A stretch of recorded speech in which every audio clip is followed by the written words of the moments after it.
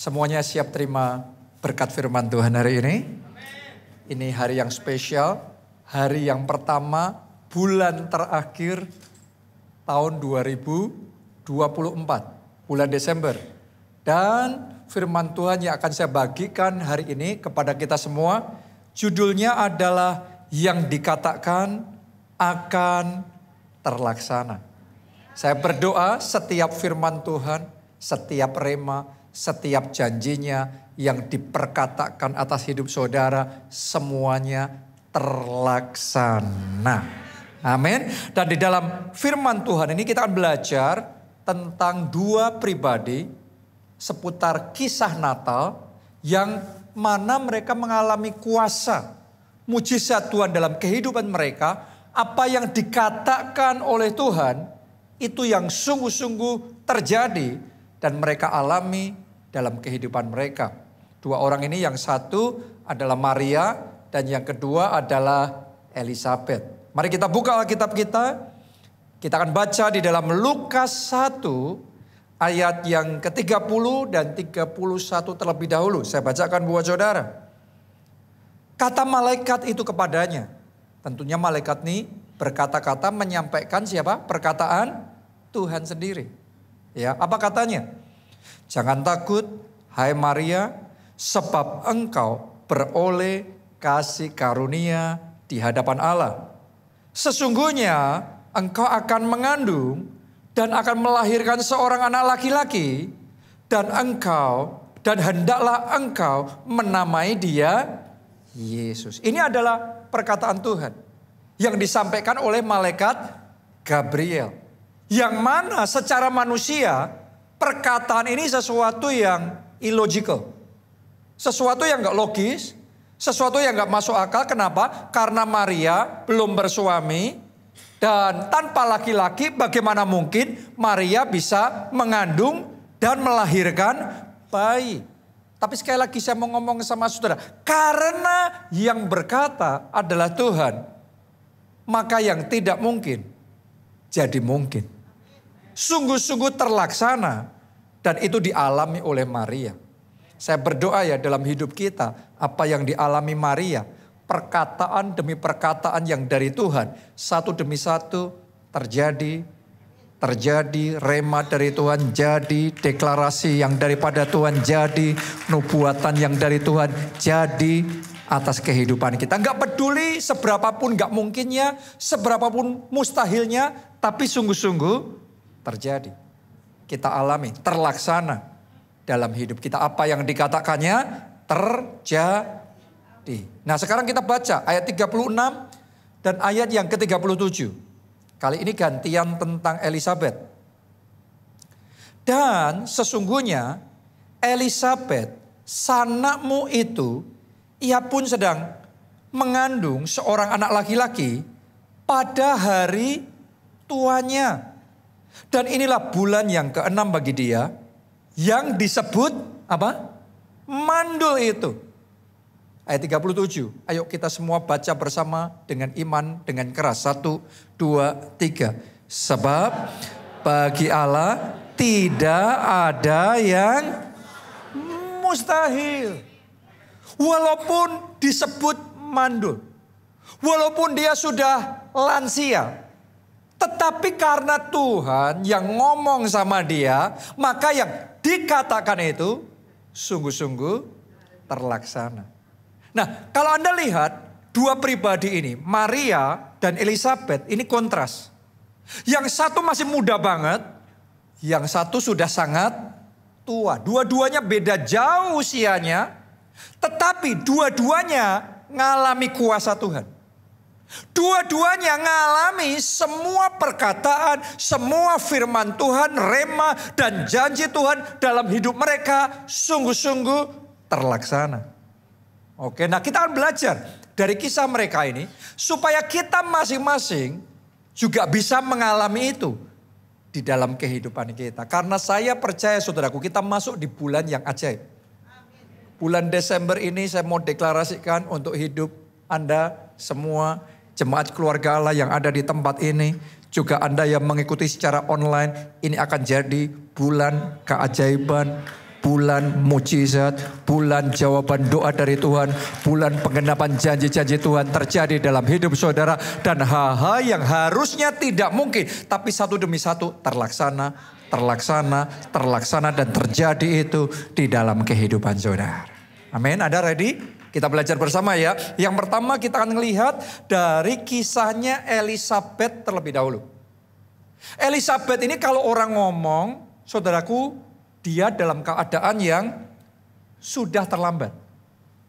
Oke, sudah terlalu tua. Lanjut usia untuk bisa hamil. Apalagi dia bisa punya anak. Jadi secara manusia, orang ngomong gak mungkin.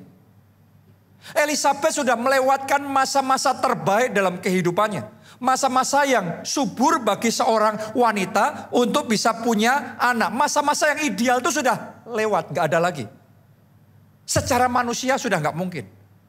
Tapi tahukah saudara, Tuhan Allah yang kita sembah tidak butuh masa-masa terbaik kita untuk melakukan mujizatnya dalam hidup kita.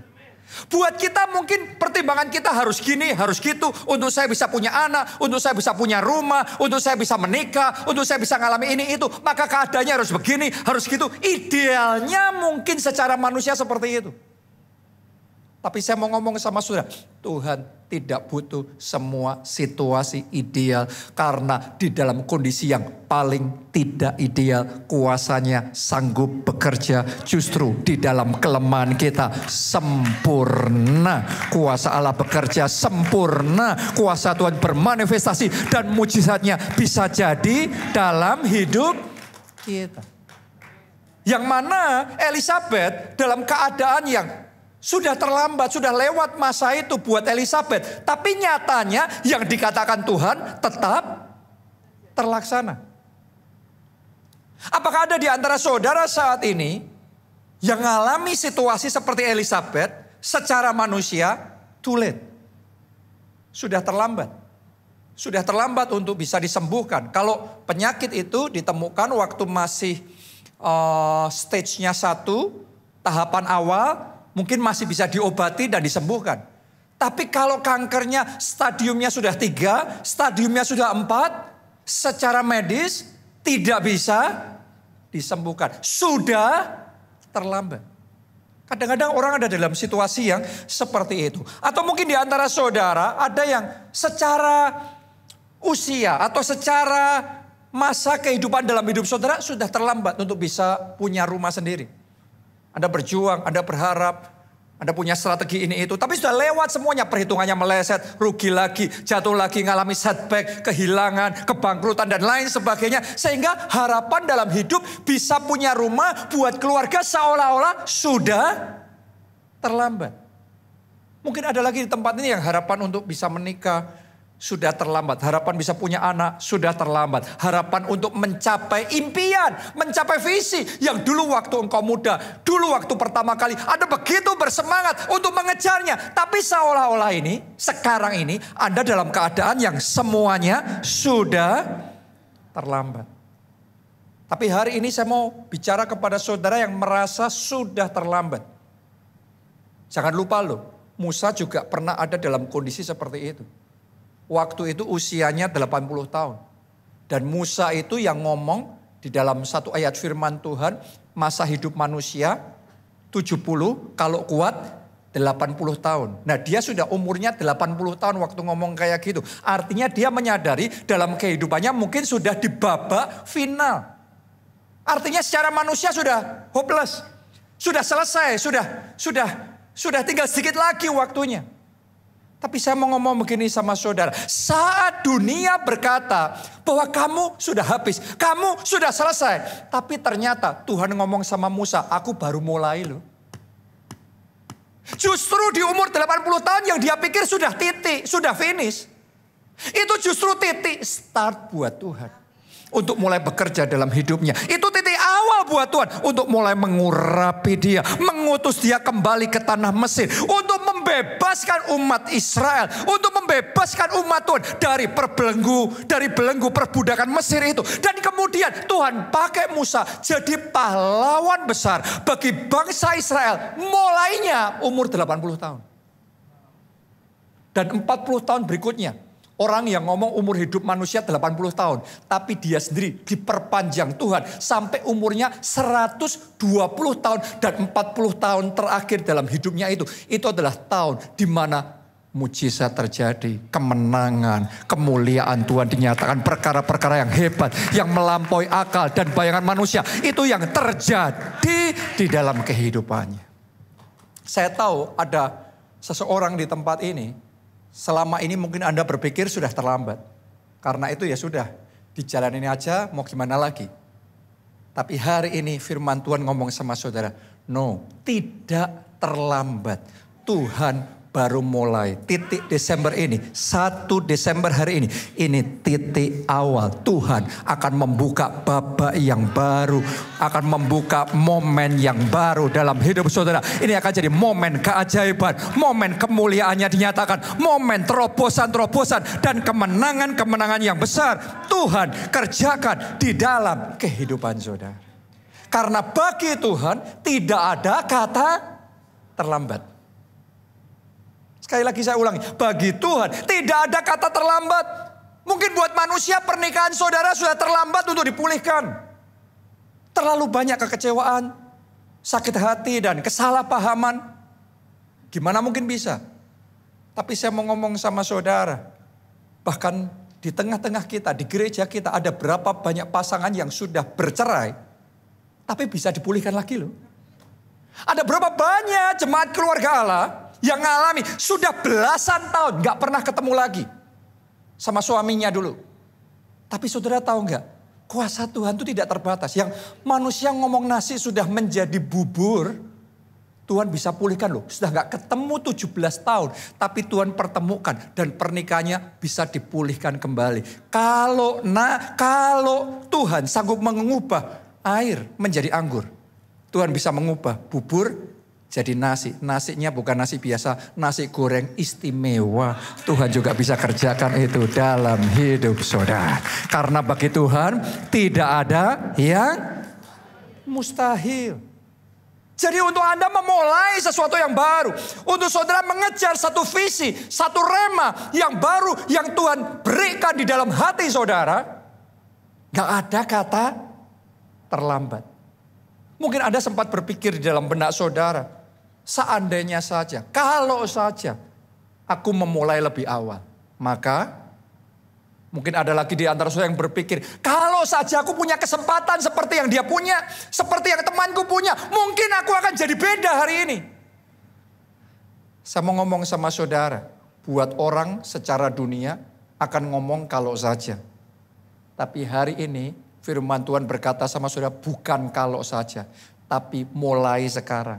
Sekarang juga Tuhan akan kerjakan itu dalam hidup saudara. Tuhan turut bekerja dalam segala perkara, mendatangkan kebaikan lagi.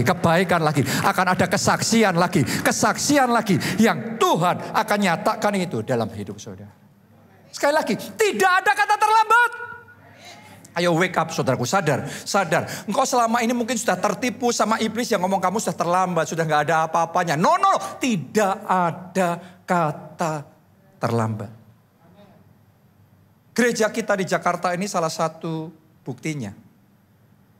Gereja ini dulu pernah jalan selama 10 tahun. Tapi bukannya maju. Sangat struggle, sangat bergumul.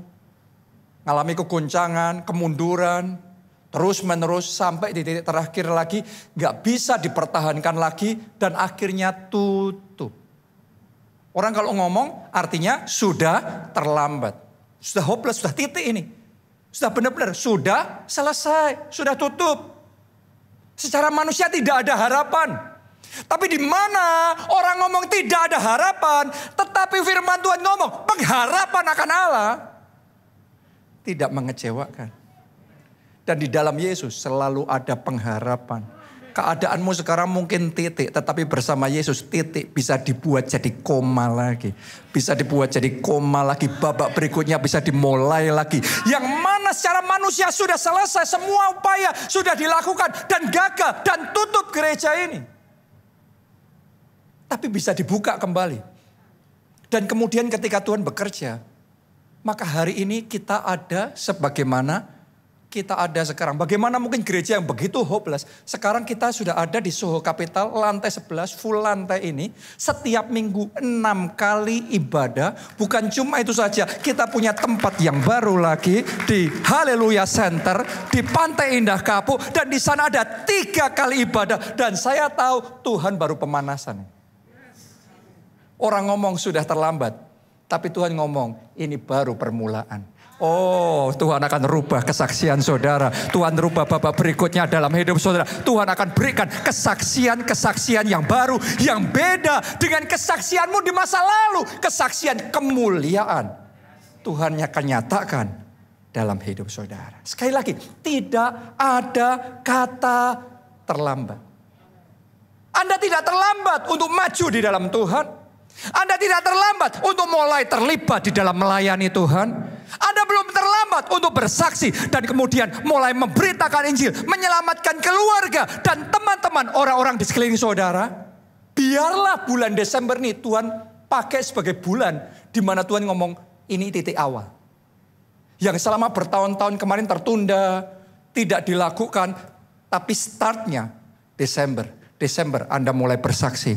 Desember ini Anda mulai menyelamatkan jiwa, menjangkau jiwa. Desember ini Anda mulai terlibat di dalam pelayanan. Desember ini Anda mulai ikut daftar di dalam Psalm, Retreat Encounter, skema perjalanan rohani. Itu ada di gereja kita. Jadi skema perjalanan rohani itu kita buat SPR namanya. Itu untuk menuntun setiap jemaat keluarga Allah supaya ngerti bahwa setelah kita ikut Yesus, terima Yesus sebagai Tuhan dan Juru Selamat, maka nggak titik sampai di situ. Ada step-step berikutnya yang perlu kita ikuti. Makanya disebut skema. Setelah Anda terima Yesus, berikutnya baptis air. Jangan tunggu lagi bulan Desember ini melangkah baptis air. Ini akan jadi bulan istimewa. Di bulan Natal Anda baptis air. Oke, Anda yang belum ikut SOM, kenapa nggak saudara mulai ambil komitmen? Di bulan Desember ini daftar dulu babak berikutnya SOM. Anda mulai. Jadi hari ini saya mau katakan sama saudara, tidak ada kata terlambat. Itu yang pertama. Sekarang pribadi yang kedua. Tadi siapa? Setelah Maria. Setelah Elizabeth, yang kedua adalah Maria. Dua-duanya ini kontras. Kalau tadi Elizabeth, orang ngomong sudah terlambat, too late. Tapi Maria sebaliknya. Orang ngomong ini terlalu muda. Orang ngomong ini terlalu dini. Saudaraku, manusia itu selalu punya standar ini, standar itu. Harus gini, harus gitu. Supaya bisa mujizat terjadi. Supaya bisa punya rumah. Supaya bisa ngalami keberhasilan. Supaya bisa ini, bisa itu. Harus gini, harus gitu. Tapi tahukah saudara, Tuhan tidak dibatasi dengan gini-gitunya kita. Manusia. Elizabeth katanya terlalu tua. Maria katanya terlalu muda. Itulah manusia. Dibatasi dengan waktu. Tapi tahukah saudara, Tuhan kita tidak pernah dibatasi dengan waktu kita. Tuhan tidak terikat dengan jam tangan saudara, apapun mereknya itu. Oke. Tuhan tidak dibatasi dengan jadwal kita, agenda kita, kalender kita. Dunia berkata belum waktunya. Tapi Tuhan berkata sekarang waktunya. Yesus ngomong sama murid-muridnya, kamu berkata 4 bulan lagi baru tiba musim menuai. Tapi aku berkata kepadamu, sekarang waktunya, masa penuaian sudah tiba. Ladang sudah menguning, siap dituai. Tepuk tangannya pula yang paling meriah buat Tuhan kita. Haleluya. Jadi saudara harus sadar, cara Tuhan bekerja itu adalah Tuhan tidak melihat keterbatasan kita. Buat saudara yang merasa, wah bisa enggak ya ini terjadi? Bisa enggak ya aku ngalami kayak gitu? Atau mujizat itu aku alami? Sekali lagi, Tuhan tidak melihat keterbatasanmu. Yang Tuhan lihat rencananya dalam hidupmu. Oke, waktu Tuhan melihat Maria, Tuhan melihat hatinya, bukan usianya. Jadi tolong singkirkan pertimbangan usia itu. Waktu Tuhan melihat Maria, Tuhan melihat ketaatan ketaatannya Maria, bukan pengalamannya Maria. Memang proyeknya proyek besar. Jadi ibu yang akan melahirkan dan membesarkan Mesias. Ini proyek besar. Nggak main-main, harusnya kualifikasinya begini, begitu. Maria belum punya itu semuanya. Kalau Anda pikir perkara besar harus dimulai dengan orang yang paling berkualifikasi. Maria sudah tercoret. Tapi buat Tuhan tetap dihitung dan ditulis sama Tuhan. Tuhan tetap tulis saudara. Tuhan tetap perhitungkan hidup saudara.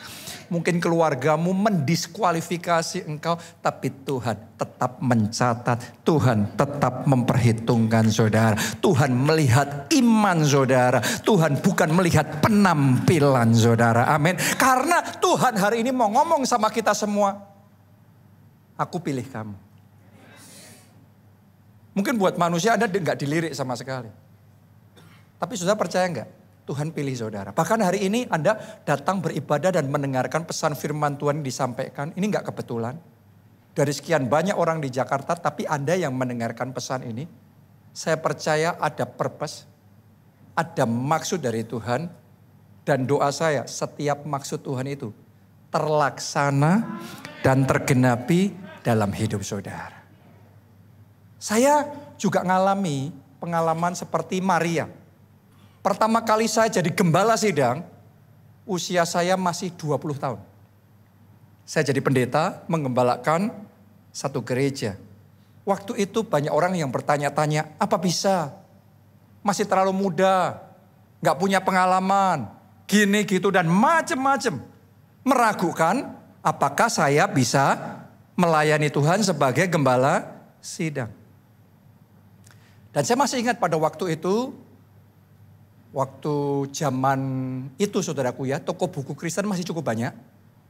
Dan saya juga orang yang suka baca buku, jadi saya suka beli buku-buku.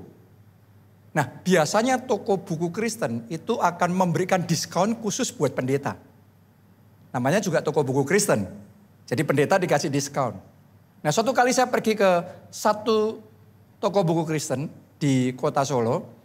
Setelah selesai saya milih buku, saya mau bayar. Saya ngomong sama mbak petugas penjaga tokonya. Mbak jangan lupa dikasih diskon khusus pendeta ya. Dia ngomong, loh ini bukan buat semua orang, ini diskon khusus pendeta. Saya ngomong, saya pendeta mbak. Mbaknya gini, masa?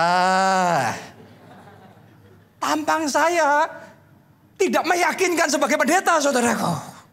Umur 20 tahun artinya di mata mbaknya itu gak mungkin orang semuda saya jadi pendeta. Bukan cuma itu. Secara tata gereja, usia saya juga masih belum memenuhi syarat untuk jadi pendeta waktu itu. Saya lupa ya. Syaratnya itu 22, 23, apa 24 tahun untuk jadi PDP. Tapi saya waktu itu kan masih 20 tahun. Jadi belum bisa. Artinya secara organisasi gereja pun saya masih belum layak untuk jadi pendeta. Ya. Dan saya juga ingat awal-awal saya merintis gereja itu saya melayani door to door. Dari pintu ke pintu. Pelayanan dari rumah ke rumah untuk melayani jiwa-jiwa, untuk mendoakan dan menjangkau jiwa-jiwa. Oke, itu saya lakukan. Nah, karena saya orang asli Solo, padahal gereja yang saya rintis ada di kota Jogja, saya nggak kenal siapa-siapa di sana. Jadi saya didampingi oleh jemaat gereja kita yang memang orang sana, dan usianya dia senior kalau nggak salah sekitar 60-70 tahun, sekitar itu. Saya pendetanya umur 20 tahun. Anda bisa bayangkan ya skemanya seperti apa. Dan saya masih ingat itu pengalaman yang tidak terlupakan. Karena setiap kali dia bawa saya untuk ketemu sama teman-temannya, pergi ke rumah teman-temannya, melayani dan mendoakan mereka. Dia akan memperkenalkan saya kepada teman-temannya sesama senior. Ya, nih pendetaku masih Sekia. Sekia itu anak kecil. Mungkin zaman sekarang ini istilahnya masih bocil. Tapi diurapi oleh Tuhan.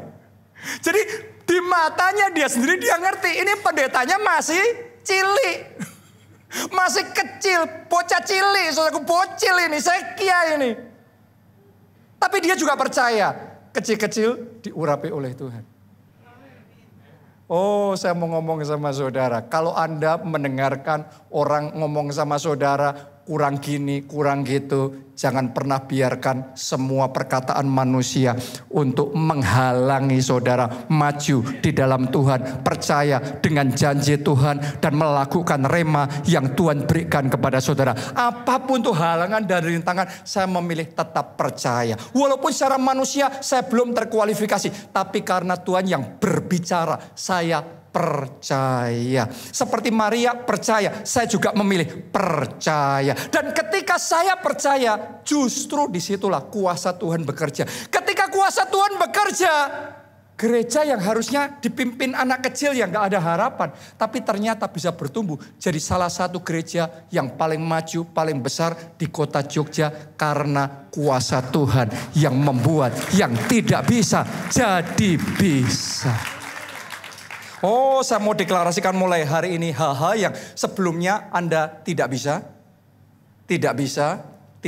satu demi satu. Karena Tuhan yang berbicara, Tuhan akan balik. Mulai Desember nih, bisa itu, jadi itu.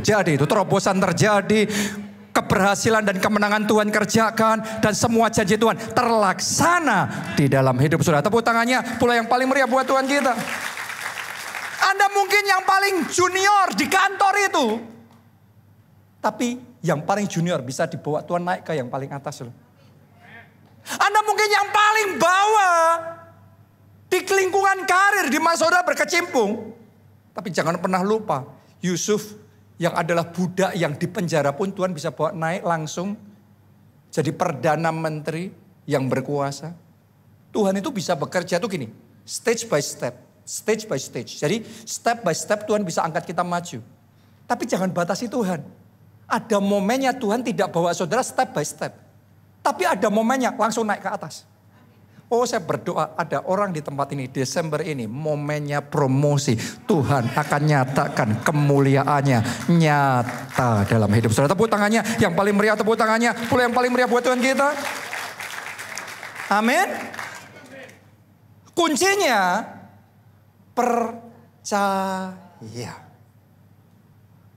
Kuncinya percaya saja. Boleh nggak Anda katakan percaya saja? Semuanya katakan saya mau percaya saja. Kuncinya kalau sama Tuhan percaya. Kurang ini, kurang itu, masih belum gini, masih gitu, sudah terlambat, sudah begini. Itu semua kan manusia. Tapi kalau Tuhan yang ngomong, percaya. Percaya bukan karena kita sudah melihat bukti. Percaya bukan percaya separuh hati. Tapi just believe. Percaya saja. Pokok kalau Tuhan yang ngomong. Apapun Tuhan ngomong. Semustahil apapun itu. Setidak mungkin apapun itu. Tapi kita tetap percaya.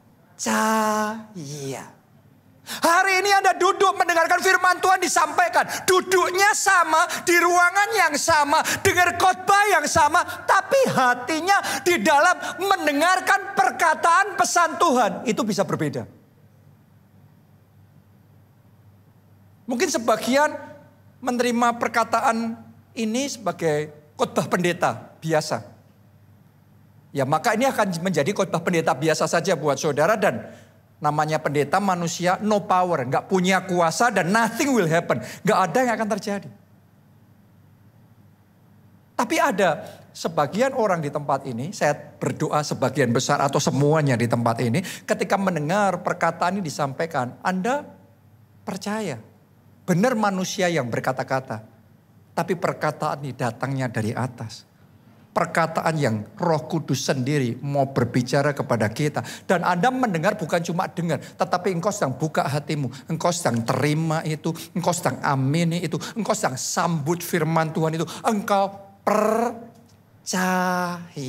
Dan buat saudara yang percaya. Yang dikatakan ini akan terlaksana. Desember ini akan jadi bulannya. Mujizat bulannya. Keajaiban bulannya. Terobosan-terobosan besar dia kerjakan di dalam kehidupan saudara. Just believe. Kuncinya percaya saja. Maria dan Elizabeth jenis orang yang mudah percaya. Ya, saya kasih garis bawah mudah percaya. Kita baca dulu Lukas 1 ayat yang ke-38. Kata Maria, sesungguhnya aku ini adalah hamba Tuhan. Jadilah padaku menurut perkataanmu itu. Sampai di situ pembacaan kita. Awalnya ketika Maria mendengar pesan Tuhan yang disampaikan malaikat Gabriel itu kayak gak masuk akal. Hah? Masa aku hamil? Kan gak ada laki-lakinya. Gimana caranya? Gak logis ini, gak masuk akal ini, impossible ini. Tapi buat Maria hanya butuh beberapa saat saja. Langsung setelah itu dengan cepat dia ngerubah. Langsung ngomongnya, jadi padaku. Aku gak tahu gimana caranya semuanya itu bisa terjadi. Tapi aku percaya jadi. Aku terima. Yang kau katakan Tuhan jadi dalam hidup. Aku percaya. Itu hatinya Maria. Hati yang mudah percaya. Seringkali kita baru percaya kalau ngelihat bukti. Seringkali kita baru percaya kalau ini dulu, itu dulu.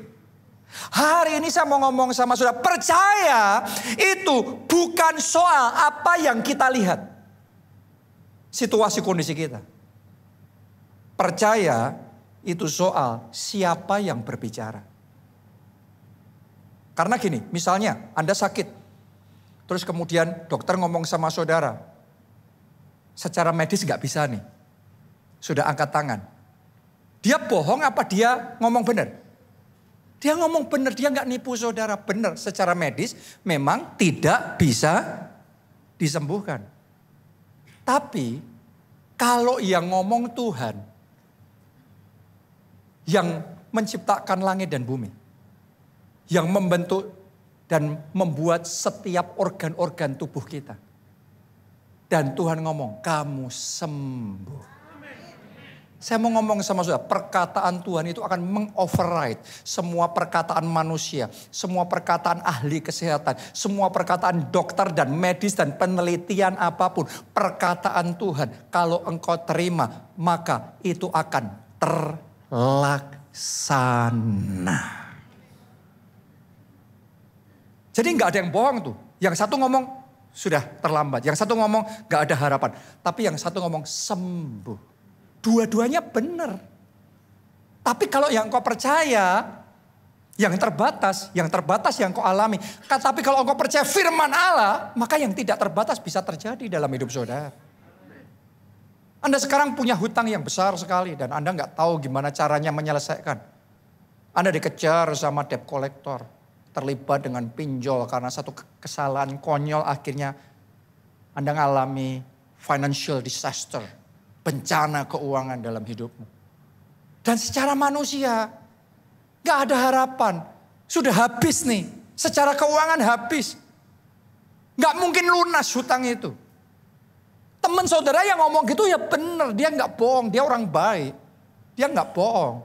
Kenapa dia ngomong begitu? Karena dia manusia. Tapi jangan lupa loh. Anda masih punya Tuhan. Dalam hidup ini seberat apapun yang Anda hadapi, Anda tidak sendiri. Anda masih punya Tuhan dan Dia adalah Bapa yang baik, yang sayang sama kita, sayang sama anak-anaknya. Dan kalau engkau datang sama Bapa yang baik dan Tuhanmu tuh ngomong lunas. Alkitab ngomong, bagi Tuhan tidak ada yang mustahil. Ibaratnya kalau konglomerat yang ngomong dan membackup saudara utangmu itu lunas. Dia ngomong gitu. Anda percaya gak utang saudara bisa lunas?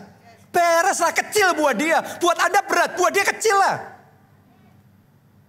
Dengarkan baik-baik Tuhanmu. Dialah konglomerat. Di atas segala konglomerat. Pejabat di atas segala pejabat. Raja di atas segala raja. Tuhan di atas segala Tuhan. Dan Allah di atas segala Allah. Kalau dia ngomong lunas, dia ngomong beres. Bukan masalahnya berapa itu hutangmu masih berapa digit. Minusnya berapa banyak, dihitung 7 keturunan, gak selesai. Itu buat kamu. Buat kita manusia. Tapi kalau buat Tuhan, Tuhan ngomong lunas. Itu kecil buat Tuhan, gak kerasa. Ketika dia berkata, yang dikatakan terlaksana.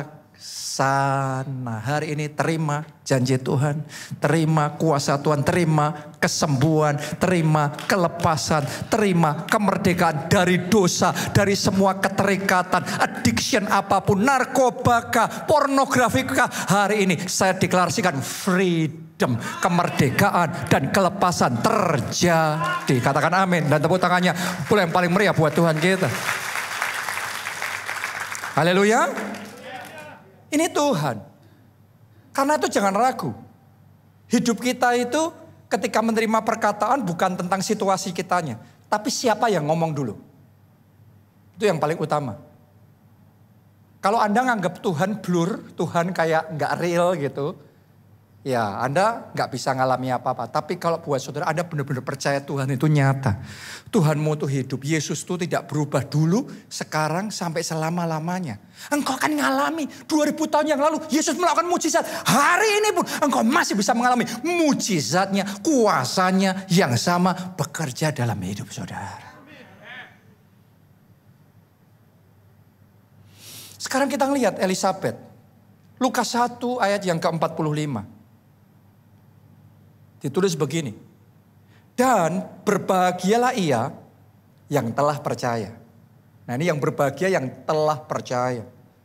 Sebab, mari kita baca bersama, 2, 3. Apa yang dikatakan kepadanya dari Tuhan akan terlaksana. Ini perkataan Elisabet jadi ayat emasnya kita sepanjang bulan Desember ini. Yang dikatakan akan terlaksana. Jadilah orang yang gampang percaya. Ada orang itu nggak mau percaya. Dengar khotbah kayak gini, ngomong apa ini? Ya ada. Nggak usah pendeta kayak saya yang nggak ada apa-apanya yang ngomong. Yesus pun yang ngomong zaman itu emangnya semua percaya. Yesus sendiri, Tuhan turun jadi manusia, ngomong. Ada orang-orang yang menolak. Jadi memang ada orang yang hatinya nggak mau terima firman. Oh apa ini semua. Tapi ada orang-orang yang kedua, hatinya susah percaya. Tapi masih mau percaya. Jadi ini masih mendingan. Ini jenis Thomas. Kalau nggak ngelihat sendiri. Kalau tangannya nggak aku cucukkan sendiri. Di lubang bekas paku itu. Aku nggak akan percaya. Jadi hanya kalau ngelihat bukti. Dia mau percaya. Kalau belum ngelihat, no way. Itu percaya tapi susah percaya. Percayanya rumit banget. Jelimet banget kalau percaya. Orang yang percayanya rumit, mujizatnya ikut rumit. Beneran. Anda untuk percaya sama perkataan Tuhan aja, wah harus gini gitu syaratnya banyak banget. Mari saya beritahu saudara, mujizatmu syaratnya juga akan banyak banget. Serumit engkau percaya, serumit itu mujizat bisa engkau alami dalam hidupmu. Makanya orang-orang yang pinter-pinter tapi keblinger, paling susah ngalami mujizat. Tapi orang-orang sederhana, gampang tuh ngalami mujizat. Coba saudara renungkan itu. Itu fakta. Fakta. Kenapa? Karena untuk ngalami mujizat itu bukan dibutuhkan pemikiran yang jelimet, yang rumit. No. Tuhan ngomong, percaya.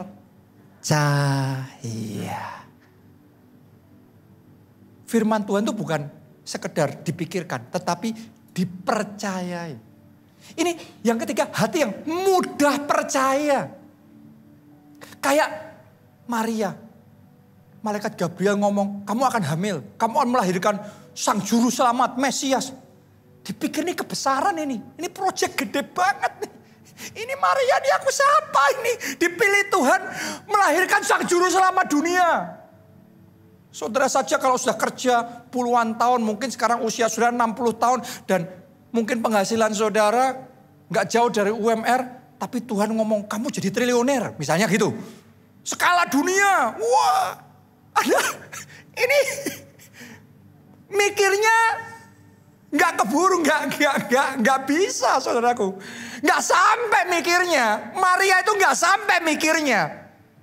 Tapi walaupun pemikirannya nggak nyampe sama perkataan Tuhan, rencana Tuhan itu. Hatinya percaya. Doa saya terhadap firman Tuhan hari ini. Hatimu percaya. Bulan Desember, bulan mujizat. Bulan ini, bulan keajaiban. Bulan ini, jawaban doa dan terobosan dan kemenangan. Tuhan akan kerjakan di dalam hidup saudara. Doa saya ada hati yang percaya. Amin. Saya tahu sebagian dari kita dalam keadaan yang susah. Dalam keadaan yang berat. Anda sudah berusaha. Tapi semua pintu tertutup. Anda lakukan yang terbaik. Kerahkan semua yang Anda bisa lakukan. Anda doa, bahkan Anda puasa. Yet nothing happen. Kayaknya gak tembus juga, gak bisa juga. Itu fakta yang Anda alami saat ini. Tapi saya ngomong sama saudara, sabar ya.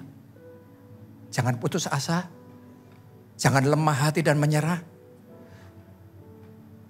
Tetap percaya. Abraham terima perkataan Tuhan dan dia percaya tapi gak langsung terjadi. Sekian lama butuh dia nunggu, gak langsung terjadi. Tapi hatinya tetap percaya. Dan akhirnya semua perkataan Tuhan tidak ada yang tidak. Pasti terlaksana. Pokok kalau Tuhan yang ngomong gak bisa salah. Saya pernah ngalami waktu itu ketika istri saya hamil anak kami yang ketiga. Sekarang sudah cukup besar, namanya Jen. Tapi waktu masih proses kehamilan itu saudaraku, dikontrol dokter yang terakhir, dokter ngomong, oke, nanti kamu datang lagi persis di HPL-nya, hari perkiraan lahirnya, tanggal sekian, sudah dikasih tahu sama dokter. Ya, kamu datangnya tanggal sekian ya. Jadi ini kontrolnya sebelum waktunya, terakhir disuruh datang tanggal ini. Itu dokter ngomong, dan itu salah satu dokter yang sangat pintar, salah satu dokter terbaik di Jakarta. Menurut saudara dokter itu bohong apa tidak? Ya enggak lah, ya bener lah, itu yang dia tahu. Tapi setelah itu istri saya ngerasa kayak dorongan di hatinya. Kontrol lagi, balik lagi sekarang, jangan nunggu nanti, sekarang. Jadi dia ada di dua sisi. Satu dokter yang pintar ngomong begitu. Tapi sisi yang lain, dorongan Roh Kudus bicara, kontrol sekarang. Cek sekarang. Kalau saudara di posisi itu apa yang Anda lakukan? Istri saya ambil langkah iman, dia balik dan dia kontrol lagi sama dokter itu. Walaupun belum waktunya. Sehingga ketika dia masuk ruangan dokter itu, dokternya ngelihat kamu, loh kok kamu sudah datang? Kan belum waktunya. Istri saya ngomong, gak apa-apa dok, cuma mau cek aja. Ya sudah, akhirnya dokternya cek. Dokter yang ngomong belum waktunya, ketika dia cek, dianya yang kaget. Kenapa? Karena terjadi rembesan. Dokter ngomong tuh kasus langka yang hampir gak pernah terjadi. Jadi rembesan yang gak kerasa apa-apa, semuanya baik. Proses mengandung semuanya baik, gak ada apa-apa. Rembes air ketubannya, jadi air ketubannya itu sudah habis. Dokter ngomong, ini kalau kamu datang besok atau besoknya lagi, gak akan tertolong bayi itu. Kalau ngikuti perkataannya dia sendiri, harus ngikutin jadwalnya dia, gak tertolong bayi itu. Tapi karena istri saya ngikuti perkataannya Tuhan, bayi itu selamat. Saya mau ngomong sama saudara, gak peduli manusia ngomong apa tentang hidupmu. Hari ini terima perkataan Tuhan, terima firman Tuhan, maka engkau selamat. Keluargamu selamat. Ku percaya janjimu. Semuanya bangkit berdiri. Mari bangkit berdiri.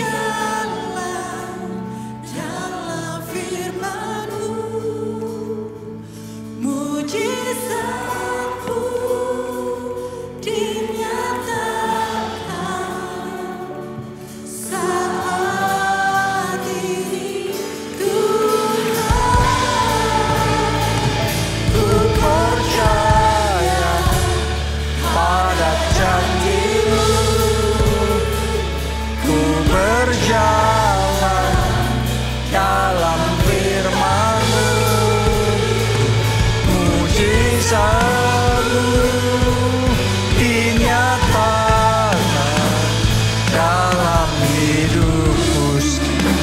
semuanya kita angkat dua tangan kita tinggi-tinggi. Katakan sama Tuhan. Ku percaya janji-Mu. Ku berjalan dalam firman-Mu. Mujizat-Mu dinyatakan saat ini Tuhan. Ku percaya pada janji-Mu. Ku berjalan dalam firman-Mu.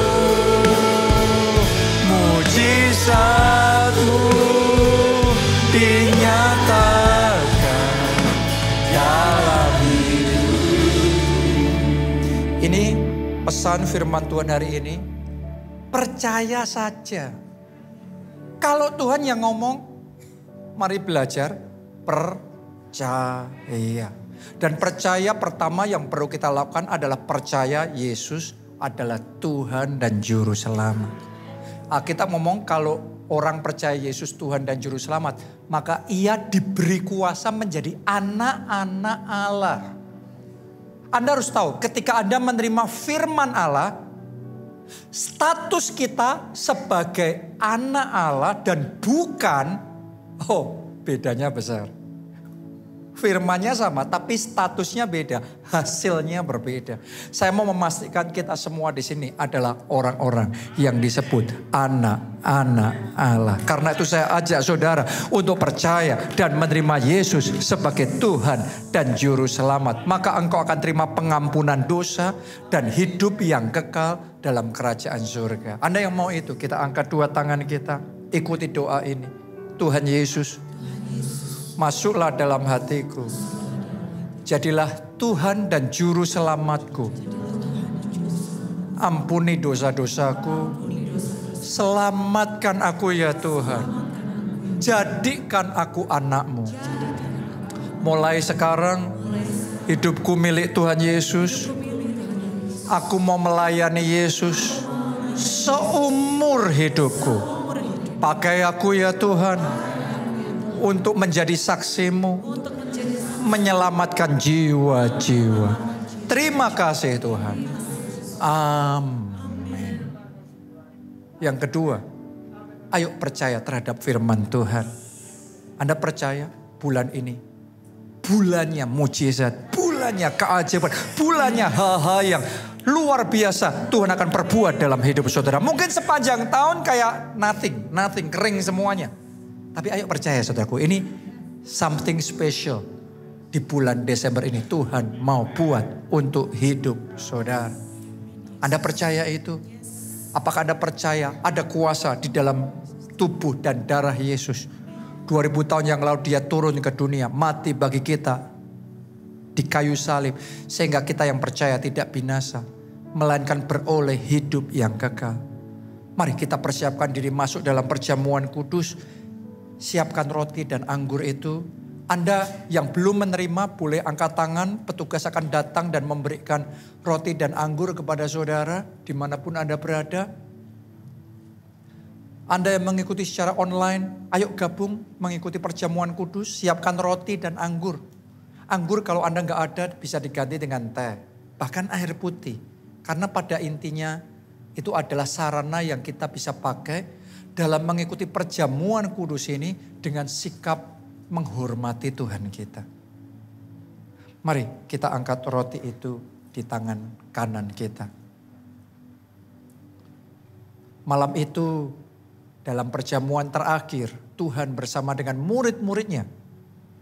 Ia mengangkat roti, kemudian memecah-mecahkannya. Serta berkata, inilah tubuhku yang diserahkan bagi kamu sekalian. Perbuatlah ini setiap kali kamu mengingat aku. Apakah Anda percaya yang kita angkat sekarang ini? Walaupun ini roti, tapi karena yang ngomong itu Yesus. Yesus ngomong, inilah tubuhku. Apakah Anda percaya bahwa yang kita lakukan ini, kita sedang masuk dalam persekutuan dengan tubuh Kristus. Ada yang percaya dengan iman kita terima bersama dalam nama Tuhan Yesus.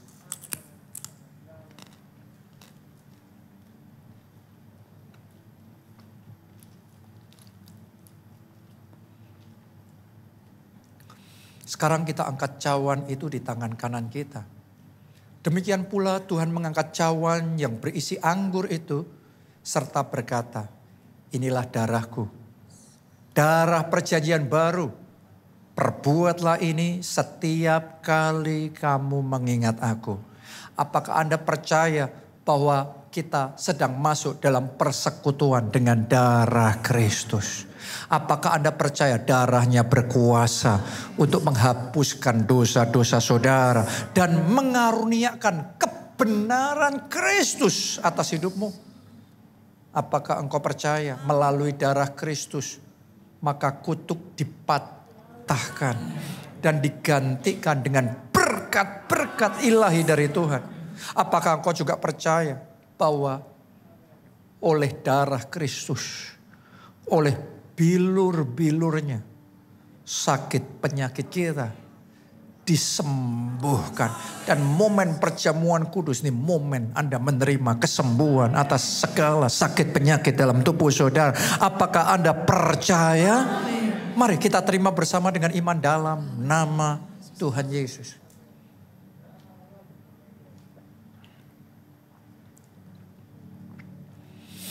Kalau sudah letakkan cawan itu, angkat dua tangan saudara, sembah Yesus, sembah Yesus.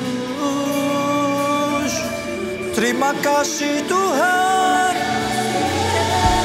buat tubuhmu, buat darahmu.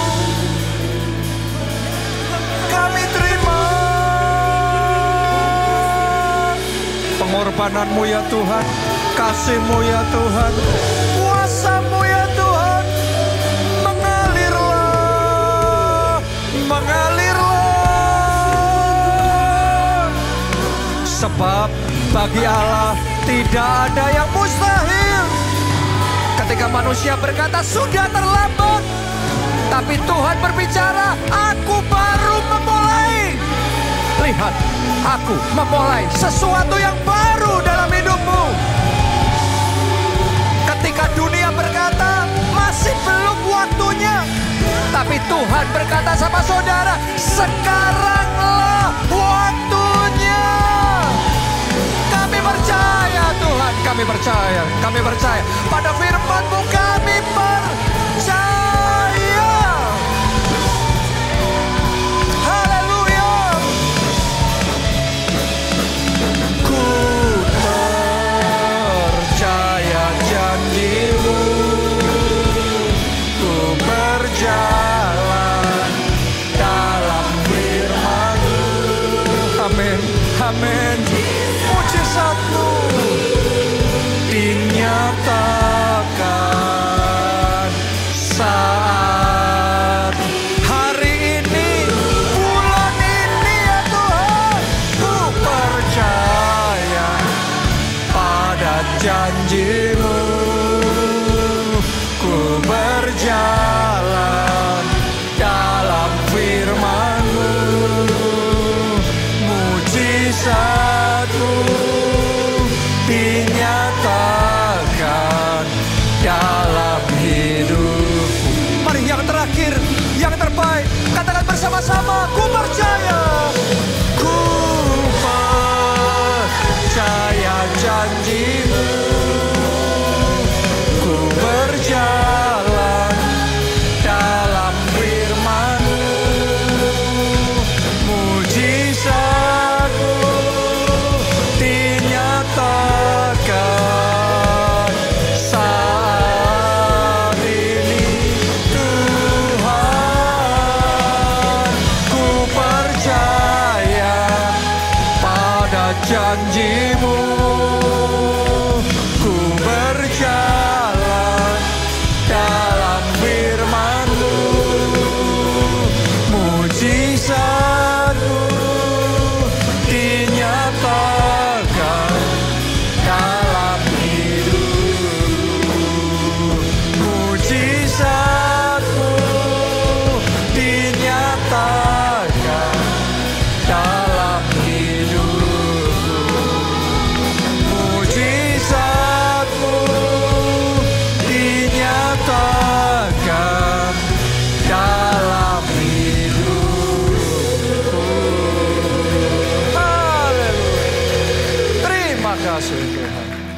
Amin.